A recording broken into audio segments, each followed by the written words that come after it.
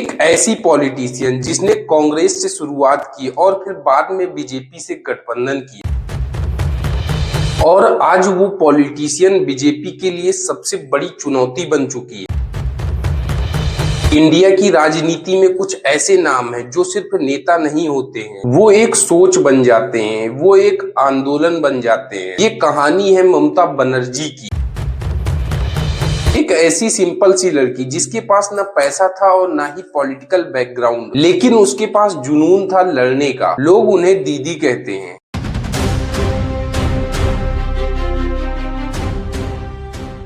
5 जनवरी कोलकाता, एक middle class family में जन्म होता है ममता बनर्जी का। उनके पिता फ्रीडम फाइटर थे, लेकिन उनकी अर्ली डेथ ने घर की जिम्मेदारियां ममता के कंधों पर डाल दिया और यहीं से शुरू हुई एक ऐसी कहानी जहां सपने लग्जरी नहीं एक जरूरत बन गई। ममता बनर्जी ने अपनी पढ़ाई कोलकाता से पूरी की, पॉलिटिकल साइंस पढ़ी और धीरे धीरे उनके अंदर एक सवाल ग्रो करने लगा कि सिस्टम को कैसे बदला जा सकता है। ममता बनर्जी ने अपनी पॉलिटिकल जर्नी कांग्रेस के साथ शुरू की, लेकिन वो टिपिकल पॉलिटिशियन नहीं थी। वो सड़कों पर लड़ती थी, पुलिस से भिड़ती थी, आवाज उठाती थी। उन्हें चुप रहना कभी आया ही नहीं। 1984 का साल एक हिस्टोरिक मूवमेंट। ममता बनर्जी जादवपुर से इलेक्शन लड़ती हैं और सामने थे experience leader Somnath Banerjee. Result Mamata जीत जाती हैं और यहीं से शुरू होता है ममता बनर्जी का असली पॉलिटिकल सफर। उस समय वेस्ट बंगाल में लेफ्ट फ्रंट का राज था और ममता बनर्जी उनके खिलाफ सबसे एग्रेसिव आवाज। उन्होंने हंगर स्ट्राइक की, रैली की और कई बार फिजिकल अटैक्स का सामना भी किया। पुलिस लाठी चार्ज करती, ममता गिरती और फिर उठती। हर बार गिरकर उठना ममता बनर्जी की पहचान बन गई। एक टाइम ऐसा आया जब लोग कहने लगे कि ये लड़की नहीं रुकेगी। साल 1998, एक बड़ा डिसीजन। ममता बनर्जी कांग्रेस को छोड़ देती हैं और बनाती हैं अपनी पार्टी तृणमूल कांग्रेस। ये डिसीजन रिस्की था, लेकिन ममता बनर्जी के लिए अब रिस्क एक आदत बन चुकी। ममता बनर्जी ने बीजेपी से गठबंधन किया और वाजपेयी सरकार में रेलवे मिनिस्टर बनती। उनका फोकस सिंपल था,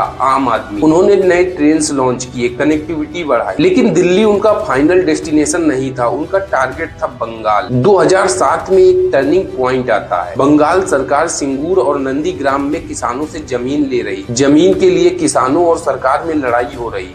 ममता बनर्जी सड़कों पर उतर जाती हैं, गांव वालों के साथ खड़ी हो जाती और यहीं से ममता बनर्जी एक लीडर से मूवमेंट बन जाती। साल 2011 का विधानसभा चुनाव वेस्ट बंगाल की पॉलिटिकल हिस्ट्री बदलने वाली थी। 34 साल पुरानी लेफ्ट गवर्नमेंट गिरने वाली थी। रिजल्ट आता है, ममता बनर्जी जीत जाती। ममता बनर्जी बनती हैं वेस्ट बंगाल की पहली महिला चीफ मिनिस्टर।